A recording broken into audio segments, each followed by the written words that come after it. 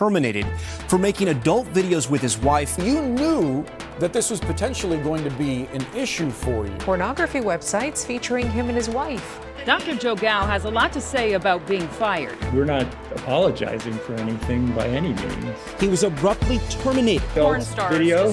just to be clear. Immediately removed as chancellor. The university decided to part ways. There was no due process. What does that have to do with anything? We have the right to do this. He was out. We should be able to talk about that. The hypocrisy. They're pretty graphic. It's pretty ominous. Sex Party with your host, Dustin Rybka. Hello and welcome to Sex Party. I'm your host, Dustin Rybka. This is the season 3 premiere, and I've got an exclusive episode for you all this week. Joe Gao, the University Chancellor from Wisconsin, who was fired from his position when porn videos were discovered of him and his wife on the internet. Joe is here. He is joined by his wife, Carmen. This is their first on-camera interview together since the firing and the media firestorm that it ignited. This was covered by everybody from CNN, BuzzFeed, all the way to the New York Post. Everybody wanted a piece of this thing. It's been nonstop the last couple of months. They're here on Sex Party. We are going to talk about everything. What is it like to lose your job when porn videos are discovered in such a public way, right? Is Joe angry? What is it like to have threesomes with some of the biggest names in porn? Lauren, Phillips, Adriana Chechik. What's it like to have threesomes with women, threesomes with men, cumshots, squirting? They have a vegan cooking show where they cook a vegan dish. They have a guest on. Then they have sex with that guest while the dish is cooking. We also talk about freedom of speech, right? That's a big part of this story. So without further ado, please enjoy this exclusive Season 3 conversation with Joe and Carmen, the sexy, happy couple. This week's conversation.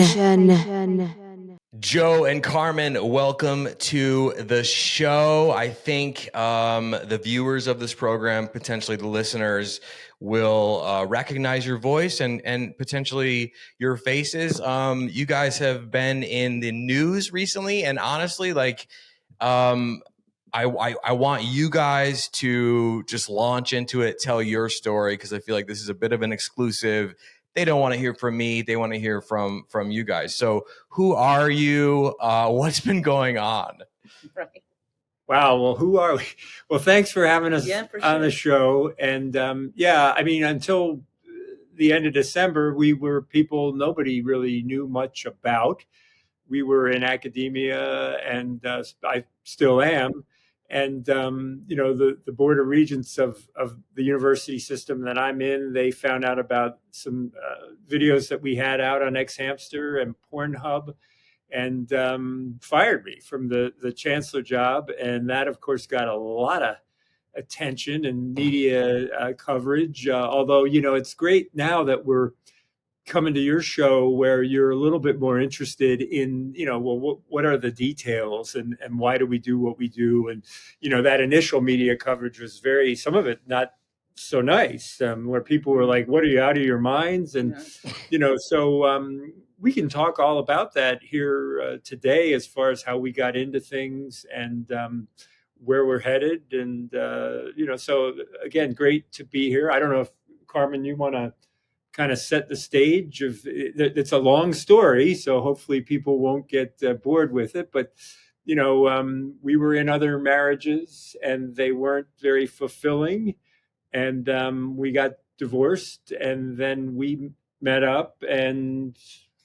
Right. And so, it started off with us buying a camcorder at Best Buy. And we went in because we wanted to take film of ourselves, and went in and the woman says, what are you going to film or videotape? And I looked at her and I said, stuff. And she said, like sports? And I said, yeah, like sports. And she said, you're going to need a tripod. And so we started off taking videos of ourselves, and involved another woman that I knew at that time. And then we wanted to have a man, and that was more difficult to find. So Joe came up with this idea when we were at one of our conferences in Chicago, actually, where you are, to hire a male dancer. And so he calls up and sort of, you could make it known, well, we want him to do more than dance. And they were cool with that. And so he came to the hotel room, and we, had a threesome, and we didn't tape that one. We were in this period where we were sort of experimenting with polyamory and swinging, and it really wasn't working out so well for us. And then we went out to a legal brothel out in Nevada, and we're with a woman, and we thought, oh, this is really the way it ought to be. You just pay some money, have a professional perform with you, and then life goes on. There's no emotional attachments, nothing tricky like that. And so the guy that we hired in Chicago at the hotel, he mentioned that there's this conference called Exotica that's coming up, and there will be people there that are performers that you could book through their agents to be in video with you. And so, it was kind of a little bold on our part. I called up one of the top agents in LA and the office and said, we're going to be doing a documentary video at Exotica, and we're interested in booking some talent. And they were kind of initially, well, I don't know about that. And then I explained, no, we're really sincere about this. We'll get tested. We'll do consent forms, everything that, professionals need to do. And so we went, they agreed to it. And at that point, we were really completely unknown. And so it was kind of a question of, well, who are performers that would be willing to shoot with us? Wow. The interesting thing was the first person that we shot with, and this is maybe like, 8 years ago. I don't know. It's been a long time. Turned out to be Adriana Chechik, who was just starting in the business and is now like a huge star. Yeah. And so we got a great video with her where we do a nice interview, and then we have a threesome. And now that one, we shot that ourselves. It was just Carmen and me. And we learned that's a little tricky to actually shoot the video while you're having the sex. So we asked the agent. We had a booking the next day. And so we asked the agent if he could find somebody to run the video camera. And he did. And that conference, that was funny. That was in Chicago. And there were 2 conferences going on in the same hotel. Well, the Exotica was in the convention center, but there was another conference in the hotel, and it was like Music Teachers of America. And so there's all these people walking around with their instruments and their pocket protectors and their little kids. The foreign people. And then you've got like really big pasted on, with low cleavage. And I'm just imagining what the fathers are saying to their sons about who else is in the hotel. That was really funny. So, we shot these videos. It was really fun. And we came back again the next year, and we were married right before that. And so we did we call it honeymoon with the porn stars.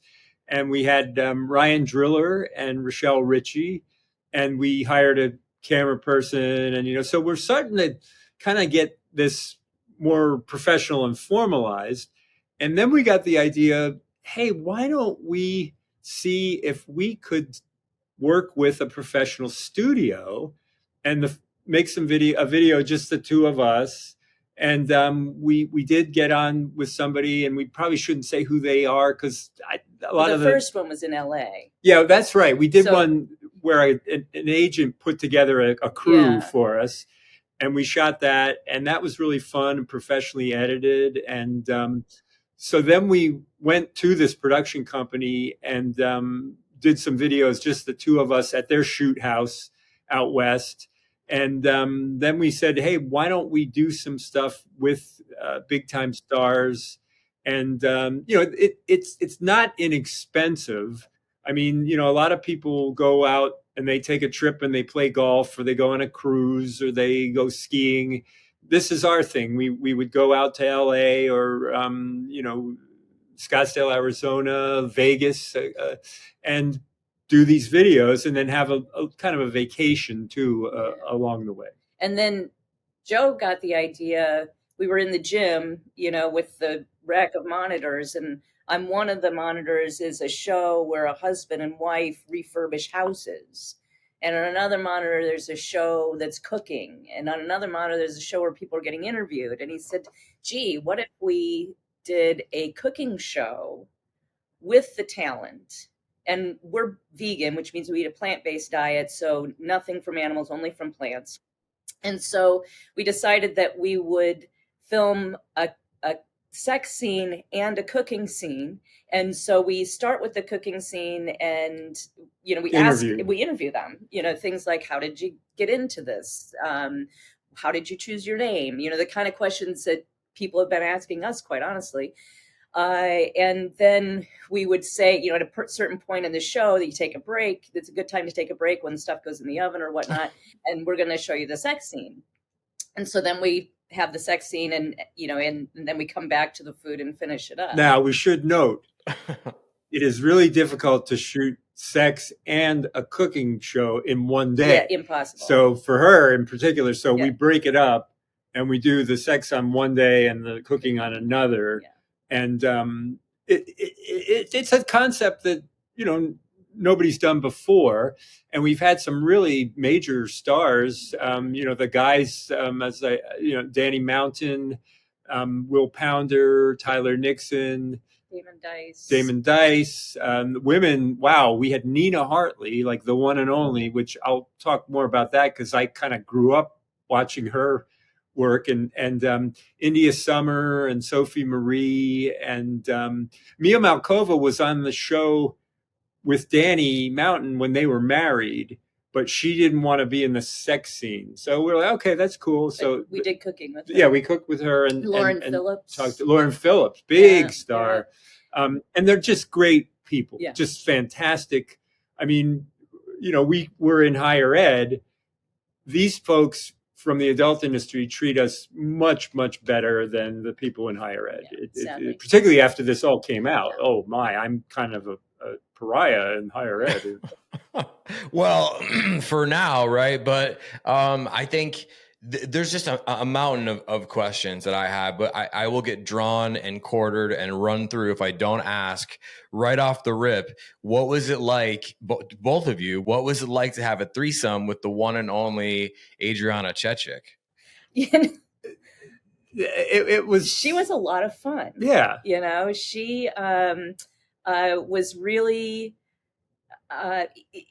energetic, and she clearly had a good time.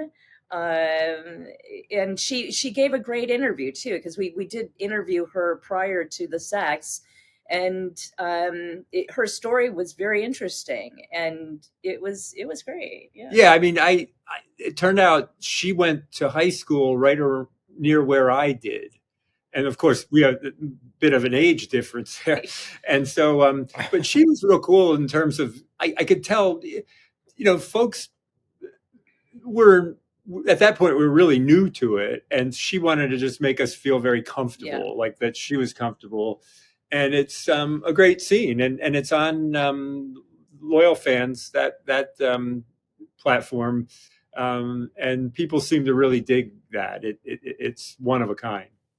Yeah, no, I think that, she's an absolute legend. I mean, a lot of the people you guys mentioned are legends. Mia Malkova, Lauren Phillips. I mean, it doesn't get much bigger than that. And I think also too, it's very telling and incredibly interesting. And we run up against this on the show all the time, that the adult industry, in terms of your personal safety, STI, you're more accepted, but you're also safer in some aspects in the adult industry than you are in the real world. And I think that's amazing that you guys have highlighted that in just the first, couple of minutes of the interview, because I think more people kind of need to realize that,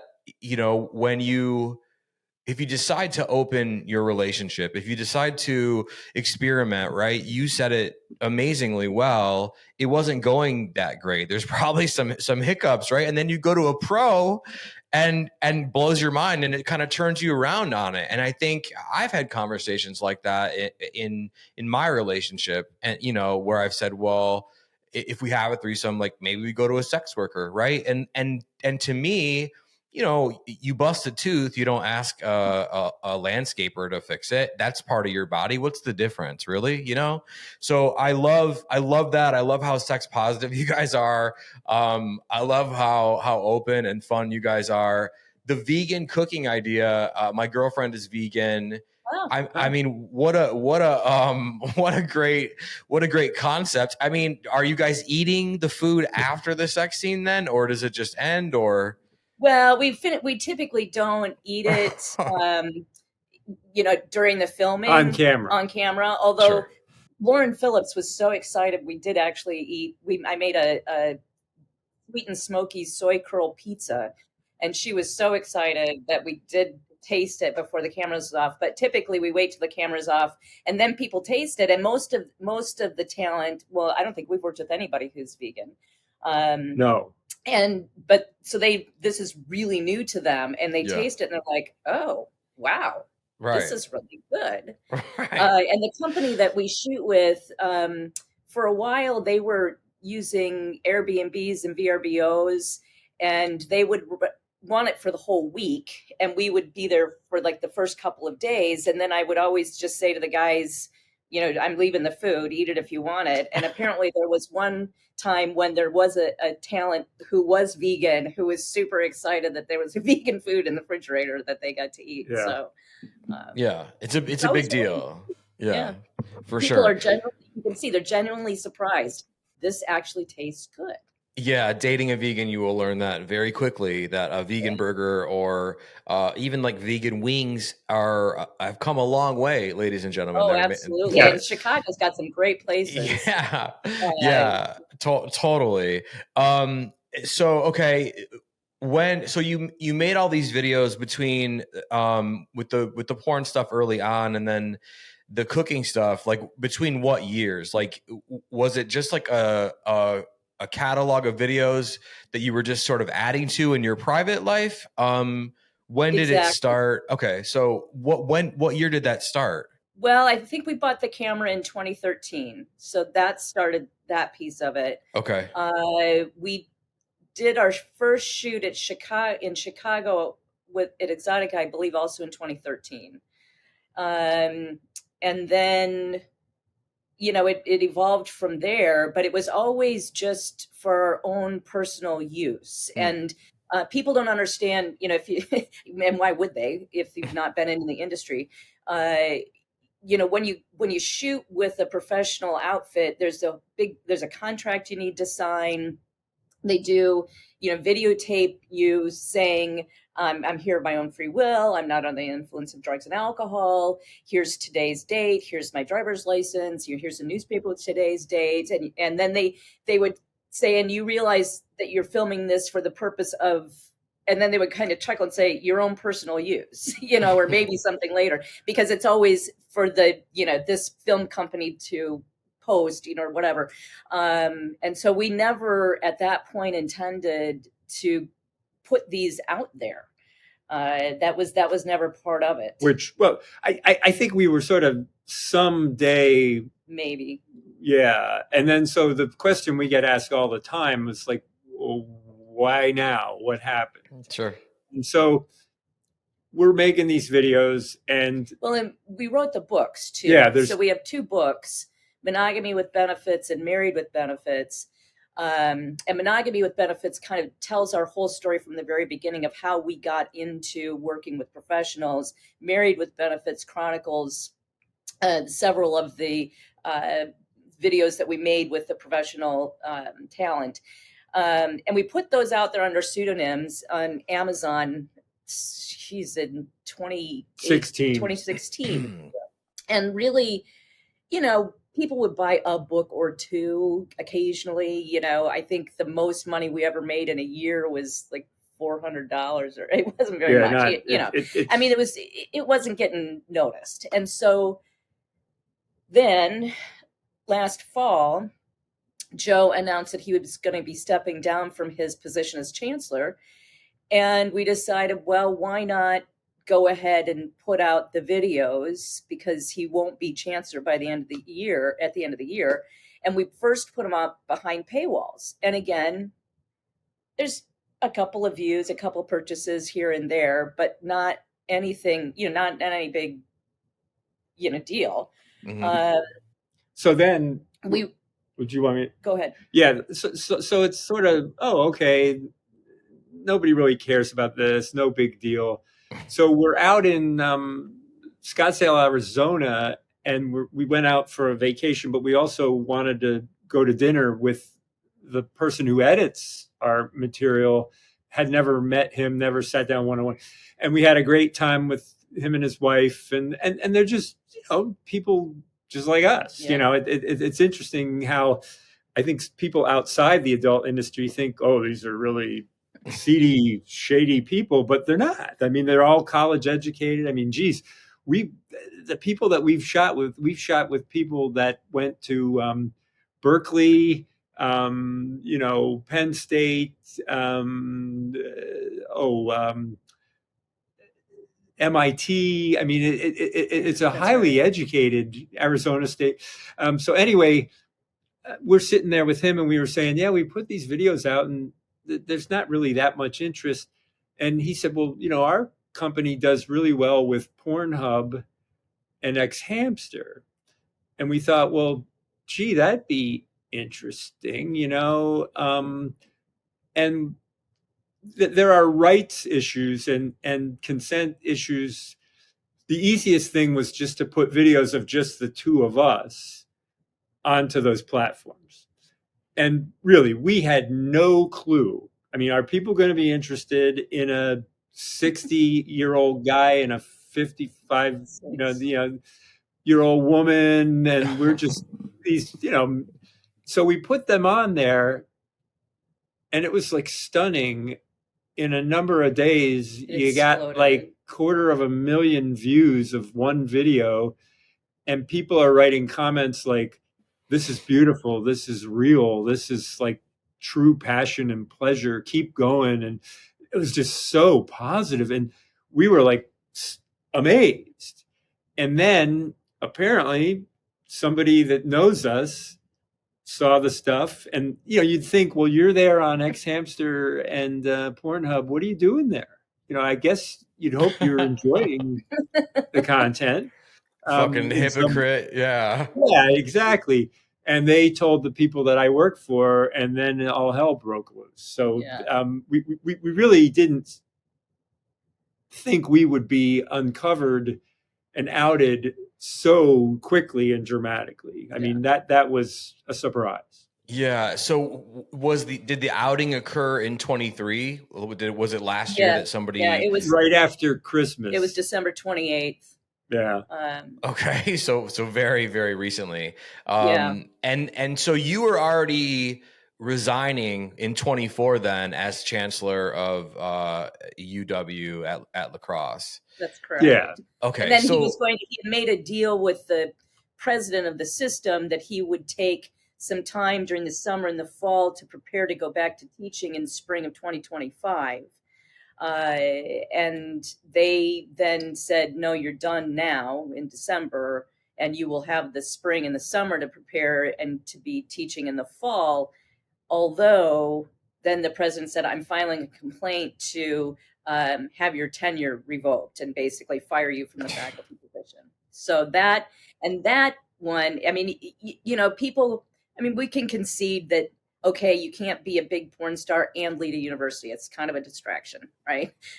So maybe, maybe, but although many alumni have been like, ooh, this is so great. I love that you're chancellor. Several of them I have written and said, yeah, when I was in school, I paid my way by doing adult video and sex work. And they're like right on, So, I mean, I think that social mores have changed a little bit, but there still is this very conservative, old school sort of establishment that they don't want any part of this. But right now they're quote investigating me to try to get me out as a faculty member. But I don't. there, we talk about a commitment to academic freedom, free speech, free inquiry. There are policies that say, yeah, we need to have people exploring controversial things. And, so I'm not really very worried about that. I don't think that's going to go anywhere. Yeah, I mean, a couple of things, and we're going to get definitely to the free speech part of it, because this is just insane.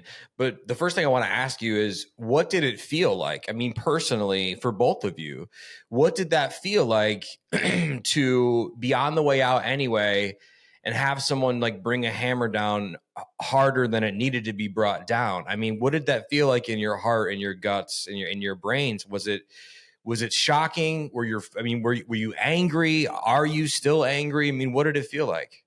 I guess I would say I didn't expect they'd be like, oh, fantastic. More power to you. Right.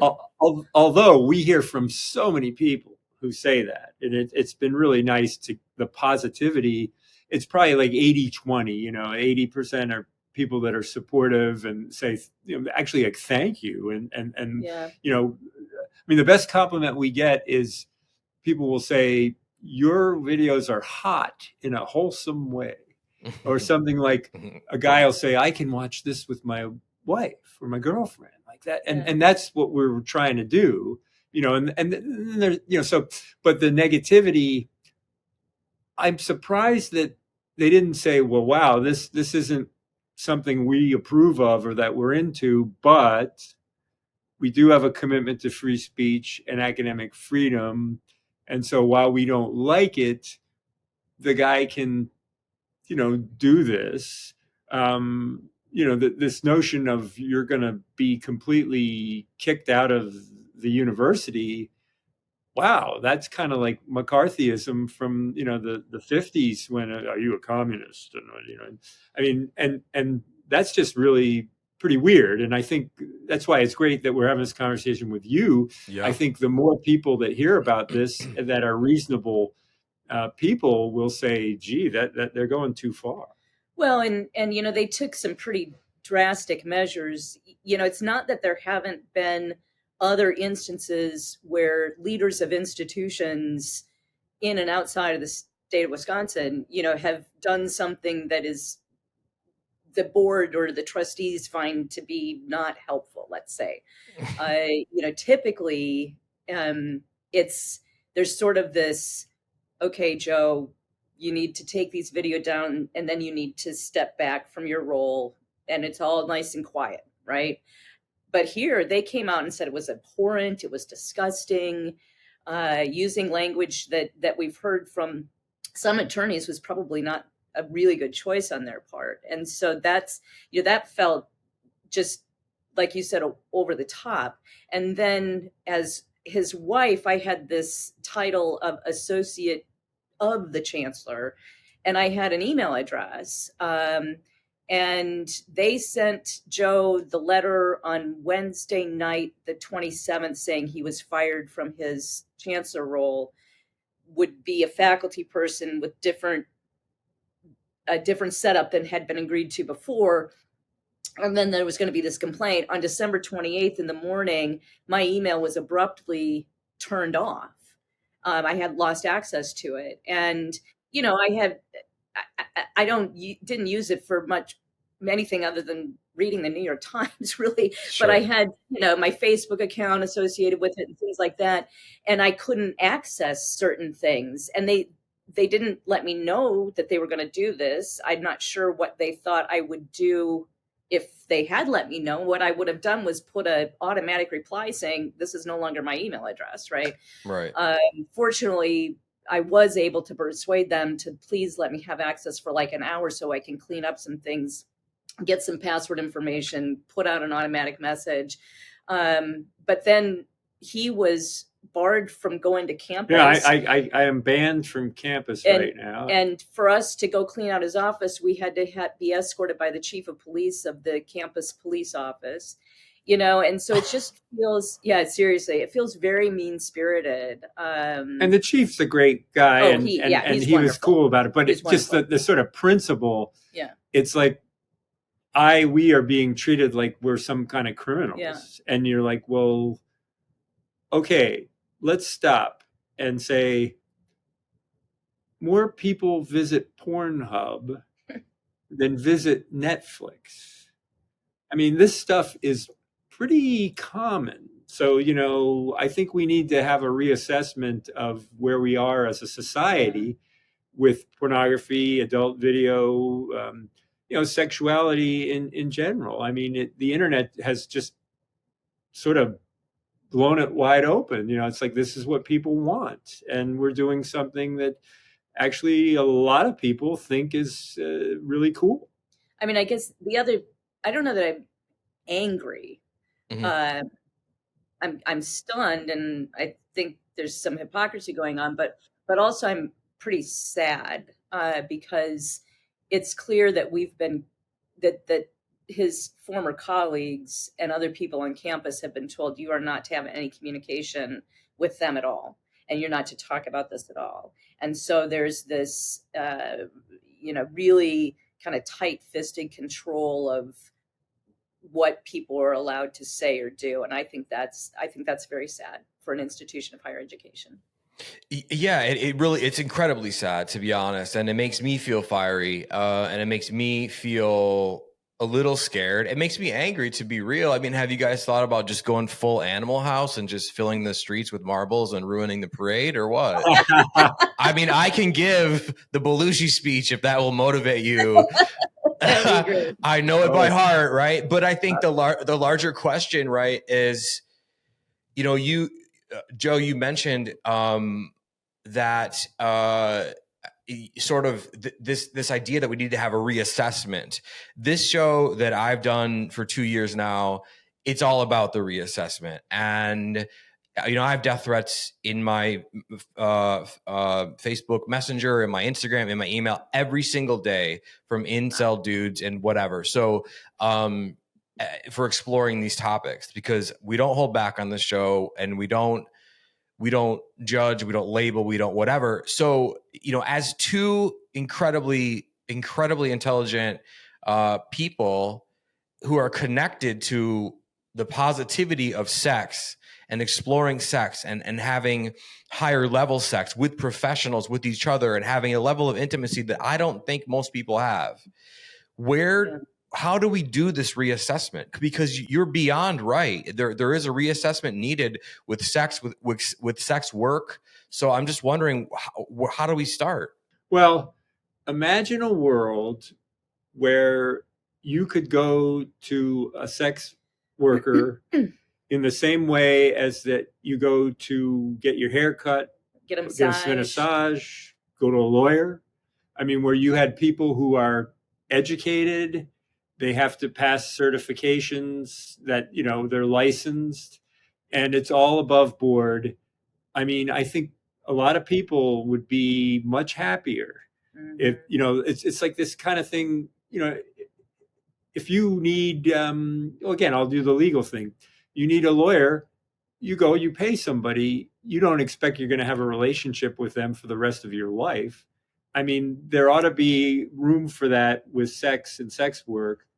The challenge, of course, is it will take political people to make that happen. And the political people tend to be very, they're just so uptight about sexuality, even though, as we've seen in their own lives, maybe they're not, but there's a lot of hypocrisy there. And I guess if we had leadership where somebody said, let's get real about this and really talk about, it may well turn out to be like sports gambling or marijuana or psychedelics, where I'm old enough that there was a time when all of those things were totally illegal and frowned upon, and now, of course, it's completely mainstream. I mean, look at the Super Bowl. I think they're going to have all kinds of ads for gambling. They're in Las Vegas. I mean, it's a whole new day. I wish we could get there with sexuality, but it will take people from the political world to do it. Yeah, and I think for us, and we've always said this, that this is how we like to do things, and I think that people need to be comfortable with the range of what that range is of sexuality in the world, and then what their range is for themselves that they're comfortable with.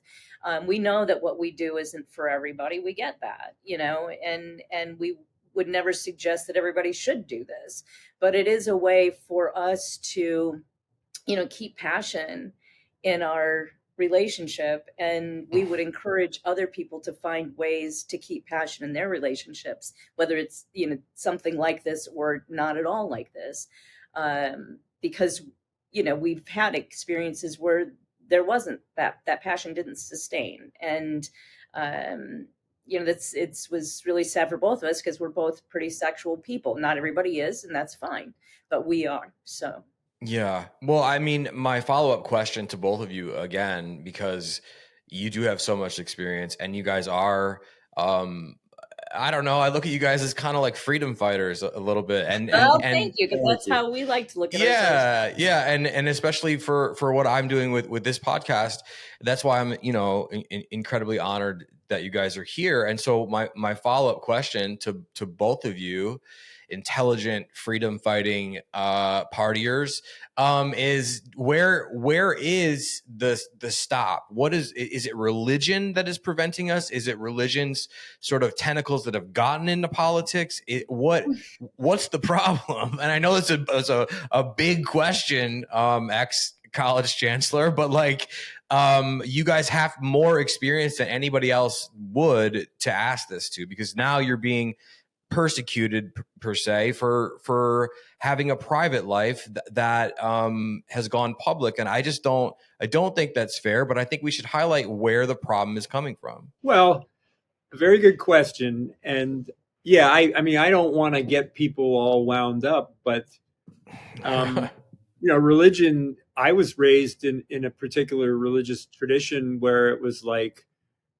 sex is bad. It's a sin. This is wrong. Even, masturbation is just totally, you can't, and it's fascinating. There's a lot of research that shows that sexuality is really great for our cognitive functions, our brains, our stress relief. So it's only natural that humans would want to feel, those, dopamine and endorphins and things, so masturbation, that we should get real about that and say, it's not the end of the world. And it may have a very useful and positive role to play.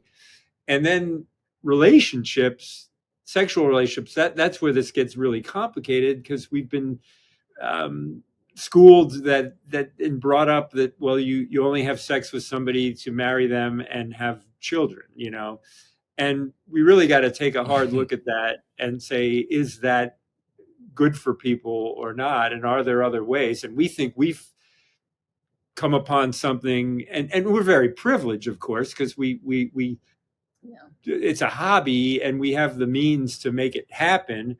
I mean, we hear from sex workers a lot who say, thank you. I have to do sex work because there's nothing else I'm able to do in this society, and I'm discriminated against. And, there's really terrible treatment of people. And we're sort of in this interesting thing where, okay, they've treated us poorly, but it's not the end of the world. And we can sit here and talk about it with you.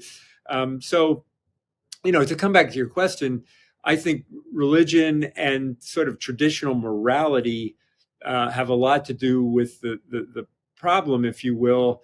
But we're living in a time when the internet, it just has changed so much. Mm-hmm. And you think about, now we have access, we can talk to one another. I mean, we couldn't do what we're doing here today, 20, 30 years ago. And now we can.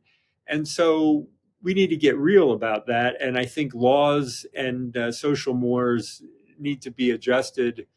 But that's only going to happen, again, as I said earlier, with leadership that will say, hey, let's decriminalize sex work and let's take the stigma off of adult entertainment. And it's just amazing. We mentioned Exotica earlier. conferences like that or AVN, you go to them and everybody's just, it's cool. It's like there's nobody uptight about that. And so there just needs to be more freedom. Well, and I think, the youth of today, many of them have brought up and, been watching porn on the internet very easily, since they've been sexual beings. And so I think that, as they become middle-aged people, that I would hope that these, the culture around pornography and sexuality would change for the better. That's a good point. I was brought up, I'm an only child. My dad was a professor. My mom was pretty much a stay-at-home mom, although she had some home businesses that she had that were pretty successful for her. But we had a prescription to Penthouse. I mean, or they did. I didn't. But subscription, not a prescription. Subscription. But it was out, on the kitchen counter or on the coffee table and maybe face down, and then there was a stack of really hardcore pornographic magazines, not well hidden in the hallway coat closet, So I had access to pornography, as long as I can remember. And so I've never had a sense that it was a bad thing because, it felt like my parents were saying, yeah, this is out there. This is sex, no big deal. So we have very different bringing. Yeah, because I was brought up, this is horrible, terrible, bad. Although, hey, there was a porn theater in the neighborhood. And I in the suburbs. It was really kind of fascinating that it wasn't in the inner city or kind of seedy or anything. And there it was. And so when I was maybe 17, bunch of guys, we went there and it was like, whoa, okay, here it is, and I can remember what movie that was and what scenes. And it's weird because who would have dreamed at that point, which was maybe 1977, that I would be able to watch that very same movie for free easily on the computer. I mean, or your phone. Yeah. Exactly. Yeah. No, it's so wild. And I think, Carmen, you bring up really great point. You both bring up amazing points, but Pornhub, OnlyFans for this generation, that's their MTV culturally, right? Like that's their rock and roll culturally. That is the only like edgy yet acceptable. When you hear that, it's Pornhub. When you see that blue and white logo, it's OnlyFans. And OnlyFans, I think is a huge step forward for the democratization of sex work, right? I think that is a giant step, and I think that everything needs to be done to protect. I mean, you have people trying to pass laws to ban sex work of any kind in states, and those Republican ding dongs are the same ones getting caught sending DMs to porn stars like, "Hey, you available on Saturday? I'll be in town for a veterinarian conference or whatever," right? And so, and so I think it's all hypocritical, and yet we are slowly pushing forward. But it does sometimes feel like, one step forward, 3 steps back kind of a thing. And it seems like a bit of a dance, like going in the right direction, wrong direction constantly. I want to ask like more about,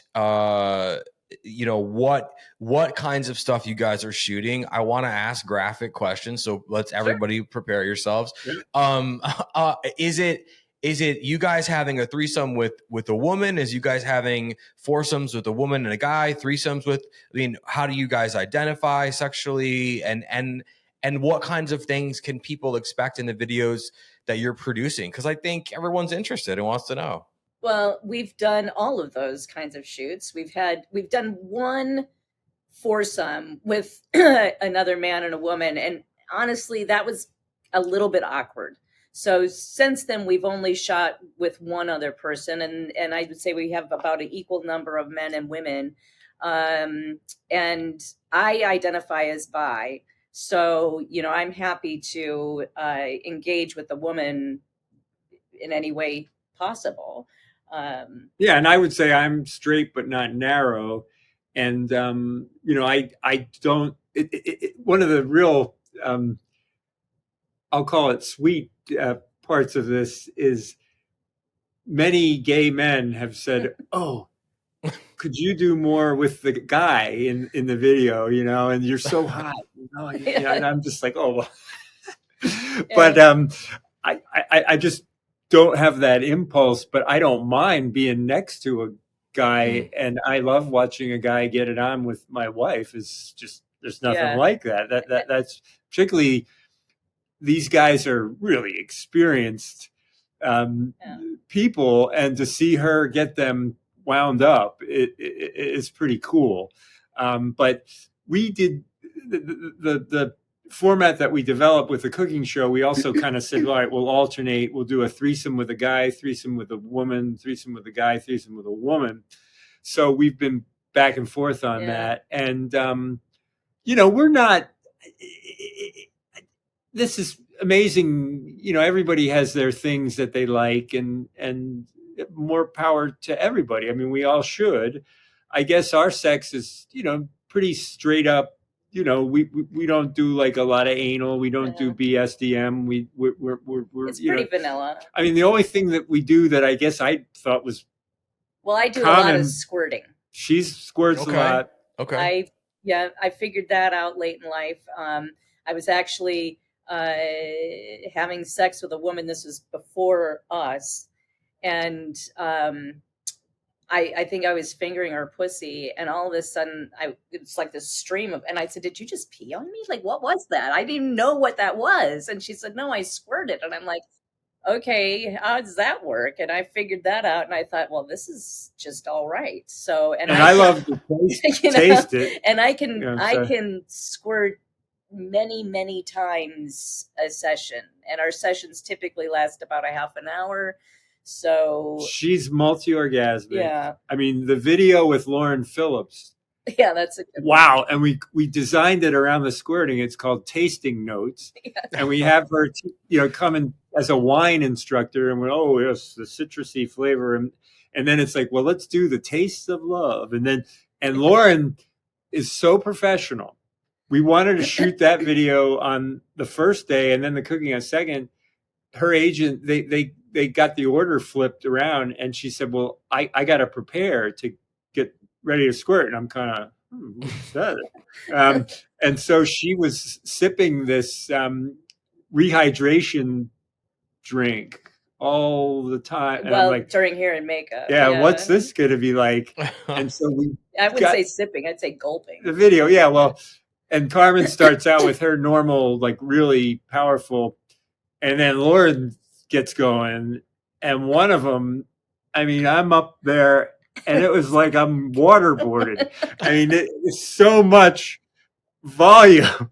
I mean, so you can see that in the video. Yeah. I'm just like, whoa, I gotta.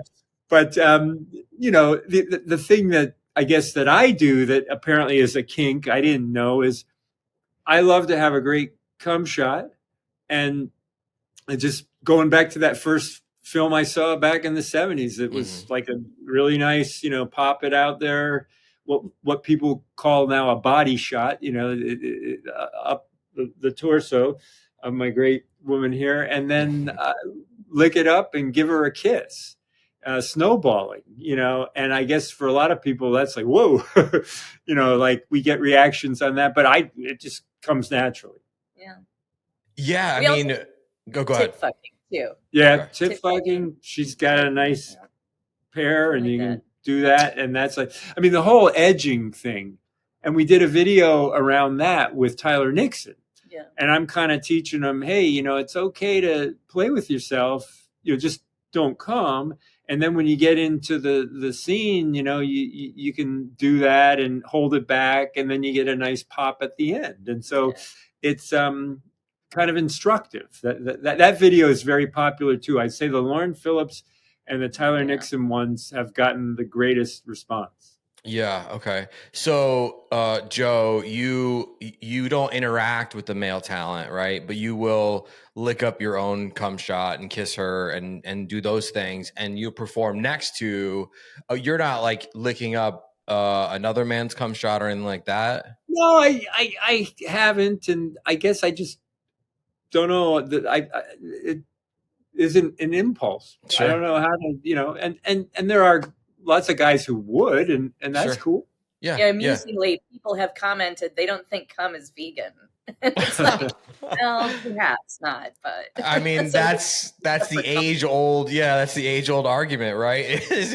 Is cum vegan or not? And Carmen, your thing, since you learned to squirt, is squirting, and it sounds like you've gotten pretty impressive with it. I mean, how long did it take you to learn to squirt? Because I think a lot of people want to know how, and they don't know where to start or whatever. Yeah. It took me like one night with a really good toy, and that's what it is. It's like there needs, for me, and I don't know how it works for other women, but for me, I need to have stimulation both,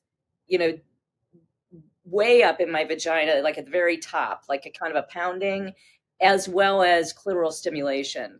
And about, I don't know, a minute of that. It's just boom. It was like she didn't squirt, and then boy did she squirt. Yeah. I mean, there was no sort of transitional. No, and it's and then beautiful. Of course the other key is you have to be really hydrated, right? Mm-hmm. So drinking a lot of water, maybe a little bit of wine will help with that, just to relax, So, but it was. That was really a game changer for me. I got to say, and a game changer for me and guys, like really, it changes your whole approach. Because before I had somebody that could do that or was multi-orgasmic. Yeah, I was multi-orgasmic before I started squirting. And that was really amazing because it changed how I thought about sex. Because prior to that, I was with somebody that wasn't multi-orgasmic, wasn't very orgasmic at all. And I would just sort of, well, this is about me and building, and then I climax and we're done. It's fantastic that I'll get her off and then kind of pull back, and then let's build that back up again, and boom. And I can just hold that back. And then we get to a point where she's had enough pleasure and it's like my turn. And that's like maybe 25 to 30 minutes, which is a really fun session. And it really it's just so great to be with somebody that is that turned on, and I'm a lucky guy. Yeah, I mean, I think it's a beautiful thing. I mean, pleasure, right? And again, like we go back to this idea that we're humans and our bodies are built for pleasure, and yet you've got all these yahoos sort of denying that for whatever yahoo reason, right? And it becomes a political thing, it becomes a morality thing. But at the end of the day, your body does what your body does. And I think by denying it, even like No Nut November is like the dumbest fucking thing I've ever heard in my life. Yeah, I don't even know that I've heard of that. So in the month of November, mainly like bro-y incel dudes will do this thing called No Nut November, where they won't masturbate or have sex for the whole month of November. And they see it as some sort of retentional cleansing or whatever. It's so dumb. I mean, it should be hold your head underwater Wednesdays or something. I mean, it's just like dumb to deny yourself of that. I wanna ask the $64,000 question, or a $62,000 question. I don't know, whatever. What do you guys think is your wildest scene? And what took place in it? Because it sounds like you guys are doing a lot of good, fun shit. I mean, she's squirting, you're snowballing, there's threesomes happening, there's vegan food being cooked. I mean, what's the wildest scene would you guys say that you guys have?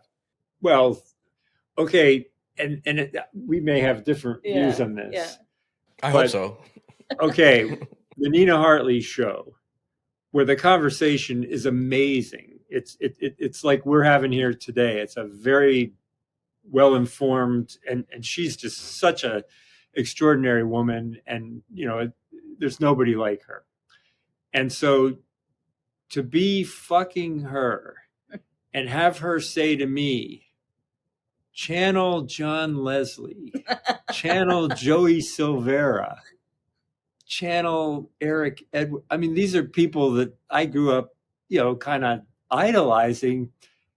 And then I come all over her boobs and Carmen's, and she says, wow, that's a Peter North load.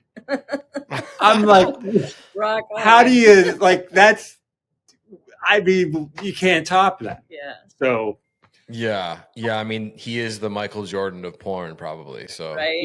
Yeah. And we tried to book him. Carmen would love to, but he's sort of doesn't need to, shoot with people amateurs. Although maybe now that we're known and people are talking about it, we'll go back at it. But I mean, I would say, I don't know that there's a wildest. If I had to say a wildest, it'd probably be Lauren Phillips, just because she was so high energy and like squirting like you wouldn't believe, and enthusiastic, just incredibly enthusiastic. I mean, all of the talent have been so supportive. The first scene that we shot with a woman, and this was the first one we did, was India Summers.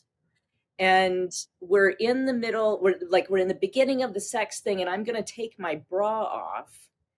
And she whispers in my ear, did you pinch your nipples? To say, because you want your nipples hard when the bra comes off. And I thought, and I had, but I thought how kind of her to give this little pointer. And they all do this, and so she was really instructive. I would say that Sophia Loren. No, Sophie Marie. Sophie Marie. I'm sorry. Sophie Marie was amazing. And she's an athlete. And boy, that was an athletic scene. Tyler is kind of a surfer dude. And that's how, we did a surfing theme kind of beginning to that. But he just was, during the cooking show, he's kind of like this happy-go-lucky guy.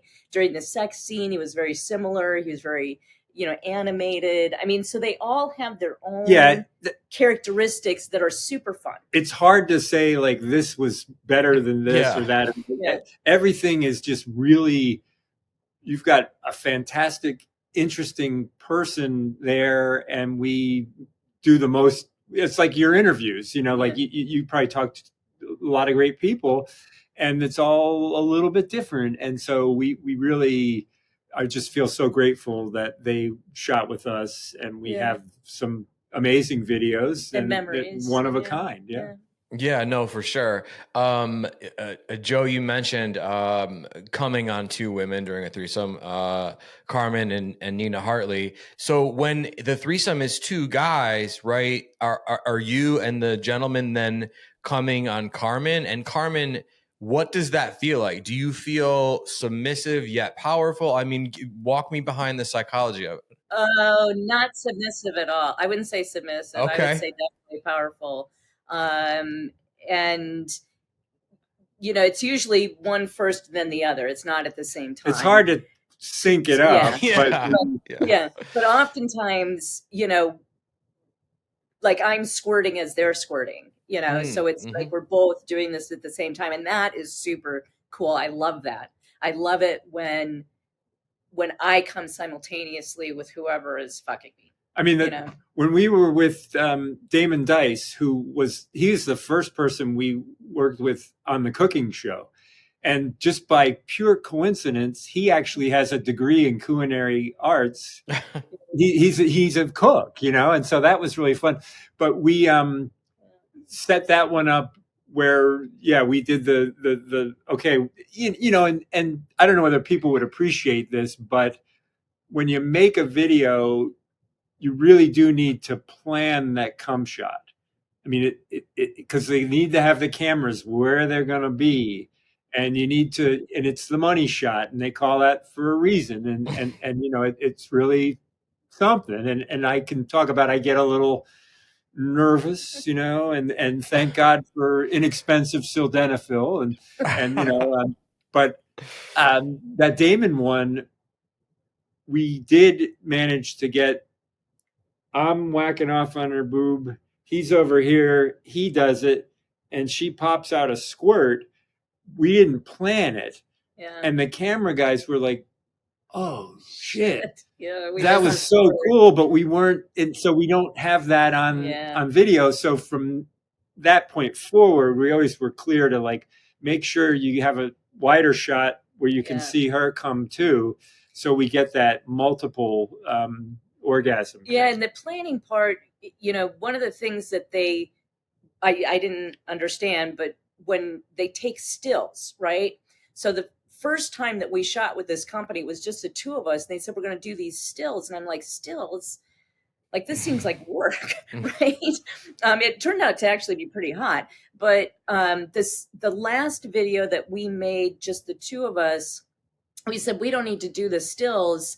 And that actually created kind of a problem for the people who were doing the filming because they didn't know where we were going to go next. So the stills serve as sort of a script, the blueprint. Yeah. You know, so that's an interesting piece that people. But for a guy to do the stills, you know, it takes some discipline because, you know, you got to get hard and then you have to keep it, but you're not going to release. Yeah. And so, and I remember the first time we did that, I said to the crew, once somebody said to me in between the stills and the video, how you feeling? And I'm just like, I just want to fuck, you know? And the guy said to me, all the guys say that, like, so it made me feel like, okay, you're not weird that way. Yeah, I mean, welcome to the club. You know, I think that's an amazing thing to hear and an empowering thing to hear, actually. And it sounds like you're fitting right in with some of the people that you idolize, some of the legends, and that's awesome. So congratulations on that.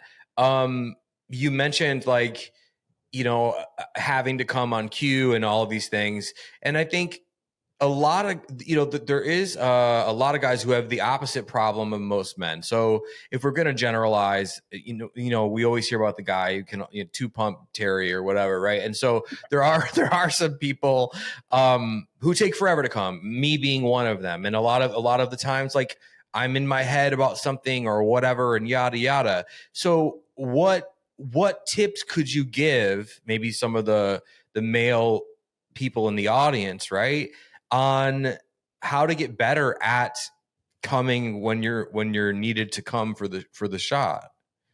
Well, I think that you have to practice. Yeah. And so, you know, I am a big proponent of, you know, spend a little time on your own with your favorite porn, and just, you know, be really sensitive to what is it. I mean, and I'm not a therapist or certainly not a physician, so you can make of this what you will, but it sort of seems to me we have these two systems in a guy. One is to get hard and the other is to come. And when those are like lined up right, you know, you're sort of in the zone, and that's when you can kind of control that, you know. And so to practice. And I remember the first time that we went to that brothel out in Nevada, I would use a condom because we don't, you know, being married and everything, we don't need that. But just to and not jerk off, but edge with the condom, just to get used to, okay, what does that feel like? Because you're going to be in that situation. So the more that you know your own body, the better off you're going to be. And I should say, I've had ED issues from the time I was a kid. And I had some, you know, and that, I don't know whether guys talk about that much, but it really does scar you. You know, you're like, oh shit, you know, I can I get hard or not? And, you know, I'm great to be with a woman now who understands, well, I might not be able to just pop that out of the box, you know, that it might take a little bit of like, let's just ease into this. It's kind of like if you're in the gym, you might not be able to just go and bench press some huge weight right away. You know, you need to build so that it takes a partner that is going to give you the time and space to get your head and your body where it needs to be. And in many of the shoots, you know, we may need to take some time away from the crew, to get where we need to be, to get him where he needs to be, and there's, again, super great about that. It's, we've had, there's a lot of people involved. So there's somebody who comes and does hair and makeup for the women. There's people who are support people who help move furniture around. There's people who are doing the filming, and the people who are not directly involved in the filming generally, take leave, right? So it's they want to give us as much. They do their thing, and then they get out, and then they give us as much privacy as possible as we need. And if there's been one guy that has been filming the entire time. We've had some other turnover in other places, but he's always just like, hey, Joe, do you need to take a break? Do you guys need to go off somewhere? And they're very sensitive people. I wouldn't be able to do it without her. I mean, if you had me just go and, okay, I'm going to shoot a scene with Adriana Chechik, just me and her, I don't think I could pull that off. But being with my wonderful wife, and that, it just really makes our relationship just so extraordinary, because we share this. And so it's a little bit different. But, what can I tell you? And everybody, all the guys are using sildenafil, which is generic, Viagra and Cialis. And it's just because it would be unprofessional to not do that. And because if you show up for the shoot and you can't perform, then they can't make the video, and people are out of work for a day. So it really is I would say, big responsibility on the male talent to do everything they can to make sure you can deliver.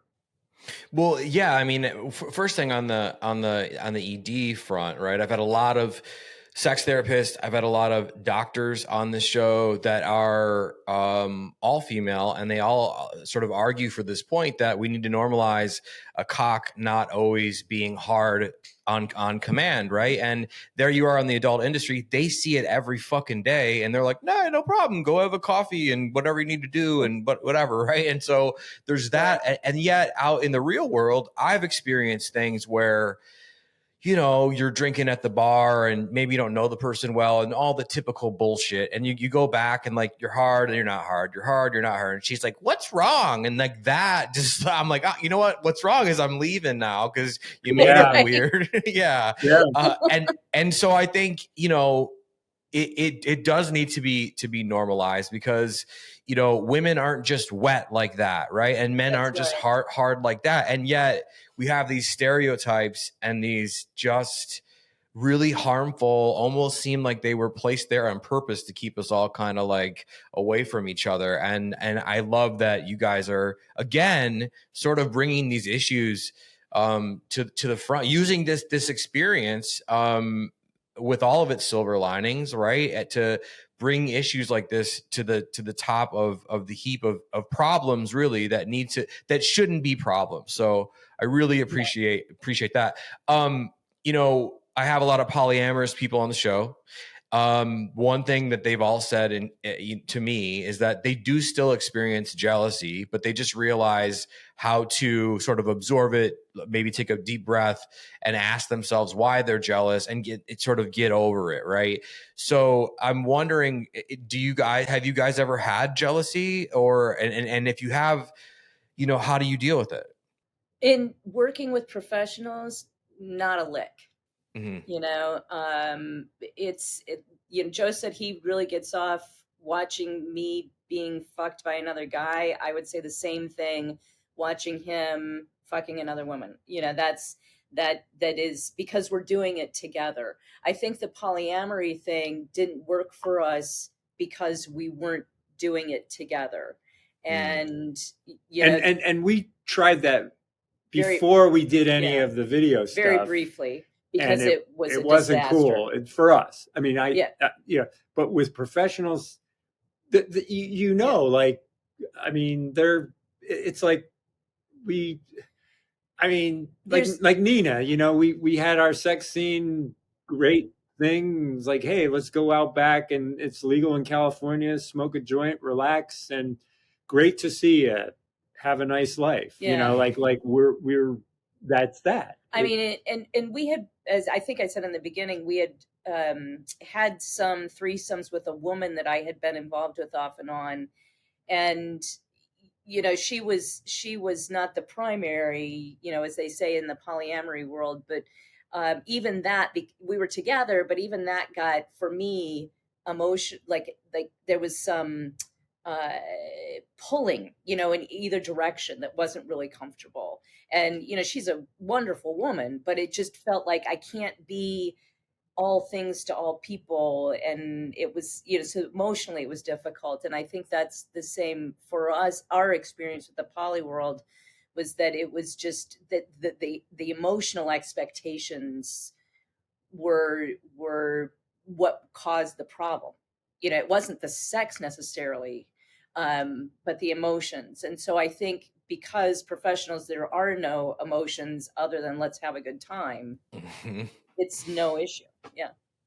Yeah, I mean, you guys you found an incredible hack. I mean, that is like truly amazing sort of hack loophole that you have, and I think it does make sense. I mean, I hope that the audience realizes how much this episode is truly at its core a love story, because you guys are clearly in love, and you have both said in one way or another, right? Like that it only works with each other. And I think that is the fucking message, right? And I think there's so many people, and doing this show, I learned from episode 1. I mean, I was in shock, and I'm the sex party guy or whatever, right? And I've been in the nightlife for 15 years, and then I started a podcast, and I had such an interest in sex and relationships. And even I, from episode 1, was surprised at how much open marriages, polyamory, hall passes were going on, but no one was talking about it.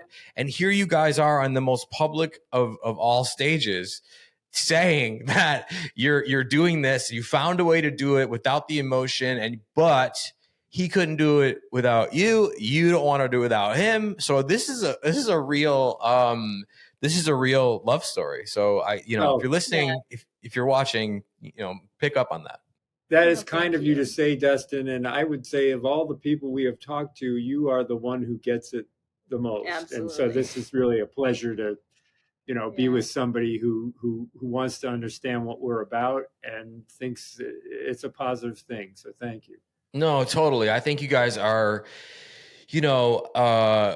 one of the most innovative couples out there. And I think that, people trying to drag you in the media is sort of, for story of the week on the New York Post or whatever. I think it's sort of backfiring, because here we are having this like gorgeous conversation about the benefits of everything from masturbation to boner pills to like it all works. And it's kind of like, I mean, what did you expect? So it's like I love that, and I'm truly honored to have you guys on the show. A couple more questions, and I'll let you get back to whatever you're filming now or whatever you're doing. Okay, so speaking of the media, before this, I did watch the CNN interview, and I gotta say personally, they were like really judgmental dicks to you, Joe. And the thing is my girlfriend and I, she was standing in the kitchen when we were watching it, and she's like, man, he's like really holding his own. I'm like, oh yeah, the dude's a pro. But like, how did that feel to have CNN act like judgmental dicks? I mean, you brought up the point of like, hey, this 2004 ruling was before the iPhone, and like, I was like, what a genius, right? But they were like, what does that have to do with it? And are you aware that, this stuff is really lewd, and like that, it kind of disgusted me a bit. And I expect that from more of like the right-wing Fox Newsy kind of berserkers, but not from CNN. So how did that feel? And was that the worst interview you've done, or have there been worse? Well, I too was surprised that they went down this sort of negative path, and what people tend to do when they can't deal with the fact that, well, hey, pornography, adult entertainment, it's actually pretty mainstream. It's very popular. They go to like child sex trafficking and these like really extreme, and we all know that's wrong. I mean, and there should be laws against that. And but I think my favorite moment of that interview was when the woman was like, well, this really isn't a serious public matter. And I say, well, if it wasn't, why are we having this conversation? And slam dunk. The guy kind of goes like, well, he's got a point, and so that was fun. But yeah, I think that the initial sort of, we're outraged and this is crazy, I think we're past that, and now we're getting people like yourself, and we've got some other people that have been talking. We have talked to a wonderful professor from Georgetown University who's writing a book, and that's sex positive, and that want to sit down and have a really nuanced, rich conversation about this. And this is very impressive because you're one of the only people I think we've gone from free speech, First Amendment to, cumshots and squirting and everything in between. So that's really cool.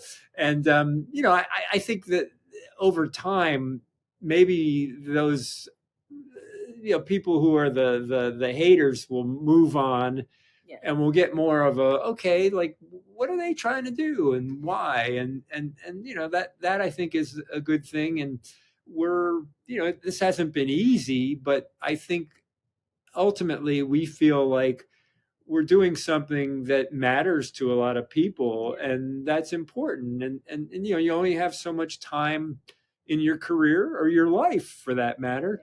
And so we want to use that time in a way that's beneficial and exciting. Well, and I will also say that especially after the CNN interview, we were getting requests to be on a variety of other news shows, and we intentionally decided we probably don't want to do that because we don't want to go through that kind of CNN experience again and have it be sensationalized in a negative way. We stuck with print media because most of the print media, there's a longer story there and there's more subtleties. The Milwaukee Journal Sentinel, for example, had a long article when this first came out. The reporter and photographer came to La Crosse and they sat with us in our house for about 3 hours, did a long interview, and did a very nuanced article that, I thought was great. Yeah. So, yeah. Yeah, no, that's awesome. And I had to bring up the CNN interview because they were just, it was just inappropriate. So I wanted to like push back on that with whatever little soapbox I have. Okay. Last few questions, I promise. Are there performers that you guys have not worked with yet that you really want to work with? And who are they, if you could say? Gosh, we've been really lucky that we've gotten the Peter North one, that was a disappointment. Sure. But other than that, well, okay, going back to the sort of the Nina Hartley world, Ginger Lynn is another person that has been doing it for a long time, and I've watched and admired, and I don't know whether we'd ever be able to. Is she still filming? I think she does. Oh, okay. So fair enough. Nina is she's like a month or two older than I am, and I'm 63. And we had dinner with her a while back. It was about a year after the shoot.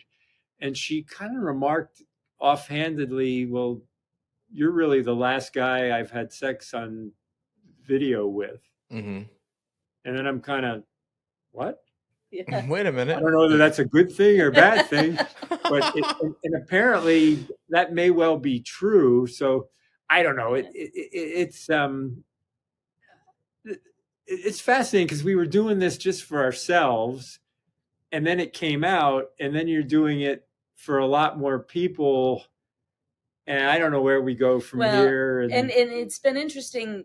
I should have thought about this, but when people say, "Oh, I'm masturbating to you," I'm like, "What? What?" And it's like, well, of course that's what they're doing. It's porn, you idiot. And so, and then people will say, "Well, could you grow more pussy hair, or shave your pussy, or could you do this, or could you do that?" And it's for us, we do this for us, and we're sharing it with the world. We're not taking orders, and that's just not our thing. Yeah, we're really lucky that what you see in our videos is like it's like if somebody went down into their basement and painted a painting. Like it's just what we want to do, and I guess that's kind of rare because really you have an industry out there that needs to be sensitive to, well, what do the fans want to pay for, and what do they want to see. We haven't really been able, we haven't had to do that, and we're lucky that way and privileged, and we get that. And I guess we hope that we get more and more people that watch our stuff and enjoy it, whatever that means.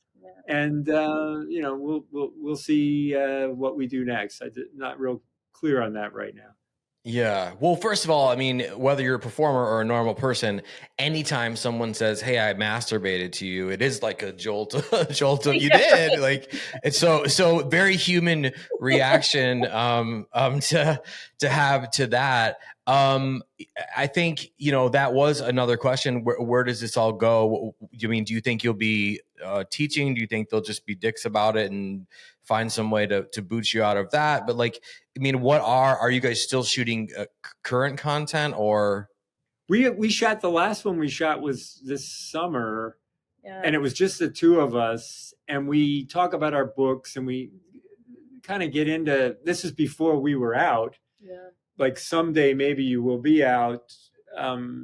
We didn't know at the time how quickly this would all change. So we're not entirely sure. We've been contacted by people who, one in particular, I can't say the name of it, but it's a website for women and sexuality. And that's exciting, about being a part of that and, reaching that audience. And that's been cool. And there have been other people who have said, your story might be good for a documentary, a video, and that's interesting. And, as far as, I'd love to teach, and we would be very interested in doing public speaking and getting around and being with people like you that are like really interested in what we've done and want to know more about it. And, to be the sexual freedom fighters, right? If we get this out there, could we be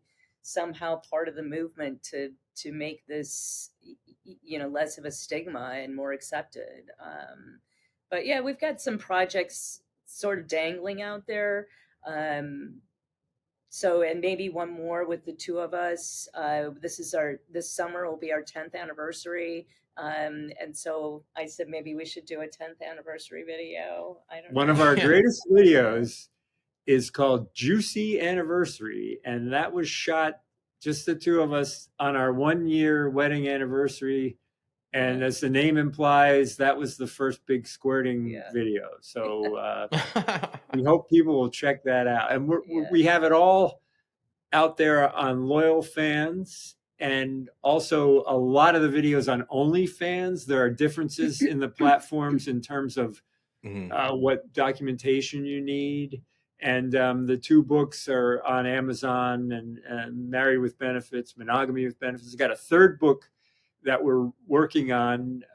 It's just this sudden notoriety, if you will, has sort of, oh, wow, we don't have a lot of time to write. But we'll hope to get that out someday. And it's been a really amazing ride. And, again, we're just delighted there are people such as yourself, Dustin, that want to talk to us about it and have a really, great conversation. Thank you. Yeah, of course. In closing, I want to say straight up, I think the magic is, people like amateur because it's real, right? But then people love porn because it's it's not real. It's like this amazing sort of thing. And you guys have found a way to combine the two. And I think that's part of the magic along with the love. So, I mean, again, innovator, you guys are innovators, freedom fighters. I love you. And I'm wondering, in closing, if you could give just a bit of small advice to anybody who's out there that wants to take up the fight against censorship, against free speech, it wants to be positive and in public about it. What would you say to those people? I would say just be yourself. Speak from the heart. Be yourself. Make sure you have people who support you, because it's not going to necessarily be an easy road, right? But know that you will find support from places that you never expected it. I have received messages from former classmates, former colleagues who are like, we love you, we support you, we know this must be difficult. We've received messages from medical personnel, from therapists, from academicians, from researchers saying, we think what you're doing is phenomenal. So whatever steps people want to take, have someone there that's taking them with you or is supporting you in that, but know that there's a whole world of people that you don't even know who are going to say, thank you for fighting the good fight. And people who are not privileged enough to fight the good fight, and you're working for them. And that's so important. And I couldn't have said it better. The only thing I would add is something that Nina Hartley said, which I think is really powerful. Fantasy is what you want. Reality is what you negotiate. Yeah. And what that means is we got to talk to one another, and we got to be open, and we need to not be afraid. And that's the only way we're going to move forward. Joe and Carmen, the sexy, happy couple. They're in love.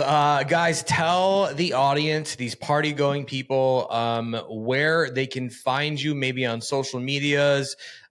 Where can they find your content, buy the books, give you money, support you? Well, it's all Sexy Happy Couple. And if you go to Amazon, you can get our books there. And if you go to X, formerly Twitter, we have an account that we post stuff. We're on YouTube, and we're also on Loyal Fans and OnlyFans. So there are a lot of places where we are, and we love to hear from people. And we, sometimes it takes a little while to reply, but we always try to do that. And we just feel so lucky that we're a part of something that I think matters to a lot of people. And it's been a pleasure to be on your show, Dustin. It's been a real honor. And we should check back in down the road, a few months, and see what else is new. So we would be delighted to come back anytime. No, the pleasure is all mine. I mean, I'm going to make you guys come back once you get the Netflix deal for $100 million, and the vegan the vegan burrito brand is, you guys are the spokespeople. So thank you so much. I can't say enough good things about you. But until next time, there will be a next time. But until next time, thank you. You're welcome. Thank you. It's been an honor. Thank you. And as Dirk Diggler said in Boogie Nights, you keep on rocking and rolling, okay? Right back at you. Well, welcome to season 3, everybody.